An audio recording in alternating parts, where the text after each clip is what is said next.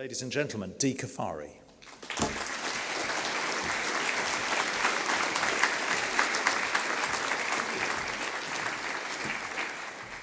Thank you. I'm avoiding the whole clicker scenario. There may be or may not be some photos that will just rotate round, so enjoy them. They're basically of me sailing in this local area. And I think today, being joined by everybody to celebrate the Freeport is exciting. A global gateway. Well, given that 70% of the planet is covered in water, it's very right that it should be today on World Ocean Day to celebrate this Freeport. We are, after all, an island nation, and the maritime sector is a key contributor to the UK economy. We're proud of our maritime heritage and our traditions, and have the opportunity now to capitalise on our future experience and knowledge and lead the way to a better future.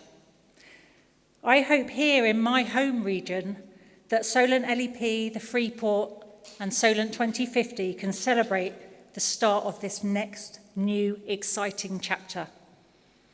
So on World Ocean Day, I want to invite you all to take a breath. Breathe in and out. You all did. I felt the whole room move then. Now your second breath will actually come from the ocean.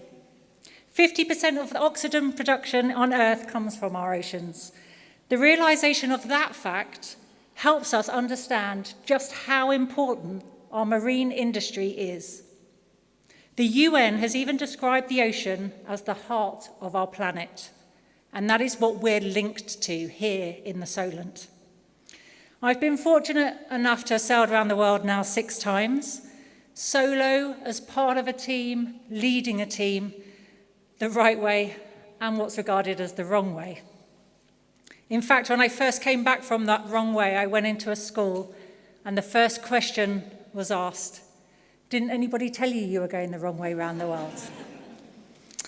I had to kind of do that whole trying to avoid the gender stereotype of women drivers and explain that I was meant to be going that way round and it's okay. Having spent a large portion of my life at sea, I've been privileged to look at sights and sounds that most people will never experience. Endless horizons, beautiful sunrises, glorious sunsets, and wildlife in its natural habitat. It's a joy to see the natural environment and see the power of Mother Nature in all her glory, testing us to our limits. The ocean acts as a barometer of our planet's health, and we need to look after it. It's our responsibility. I'm very lucky to call the ocean my playground, my office, and have it as my racetrack. In fact, the home waters of the Solent was where it all began. A career change from teaching led me to the Isle of Wight, where I retrained to start my sailing career 22 years ago. That's gone quick.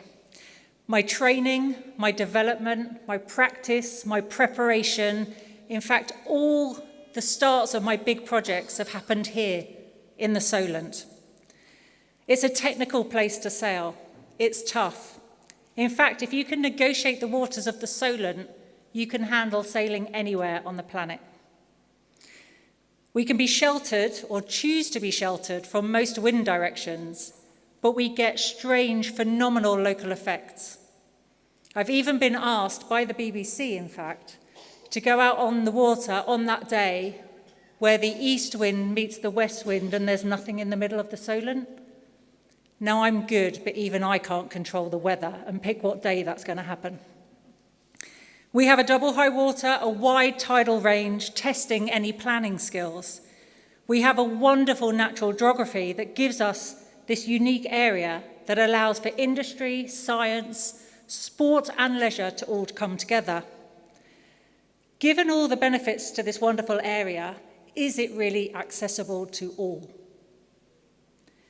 We're going to hear a great deal about being inclusive, levelling up. But here I urge caution.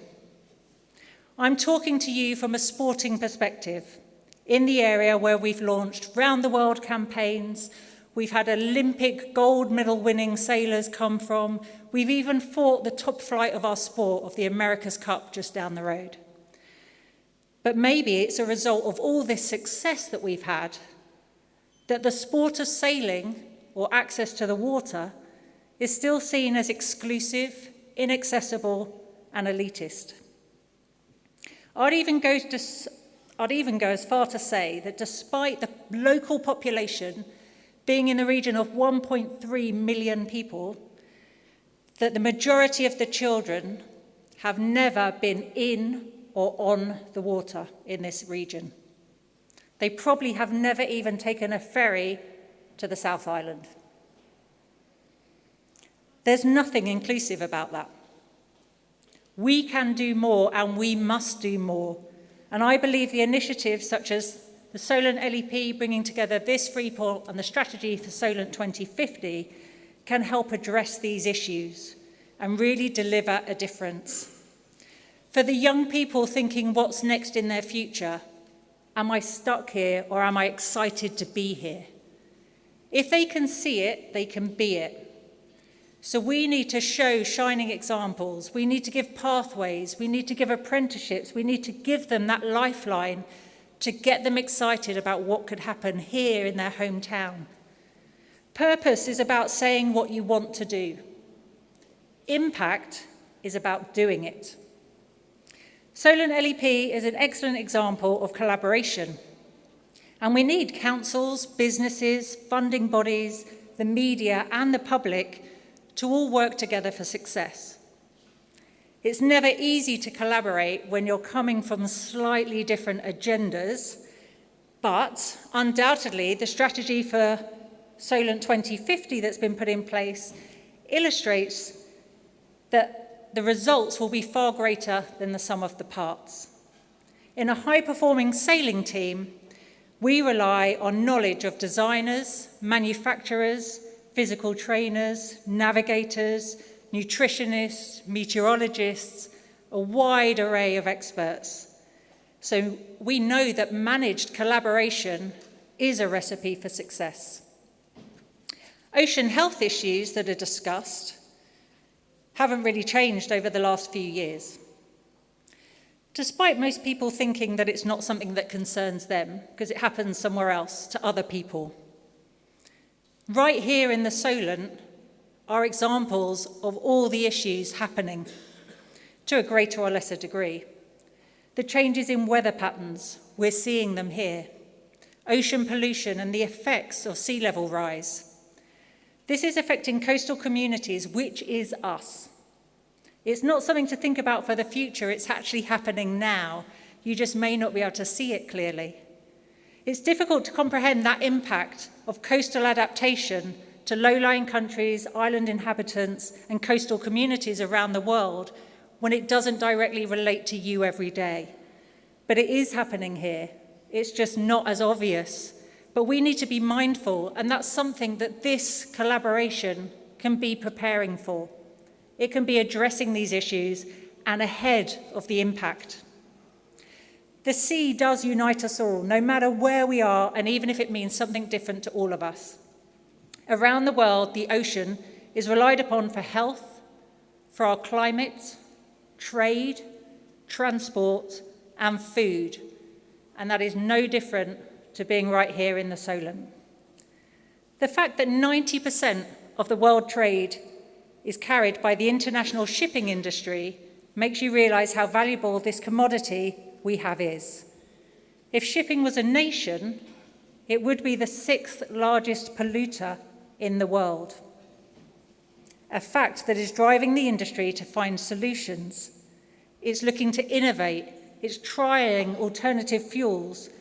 It is making a bid to action new technology. How exciting would it be to be at the heart of that?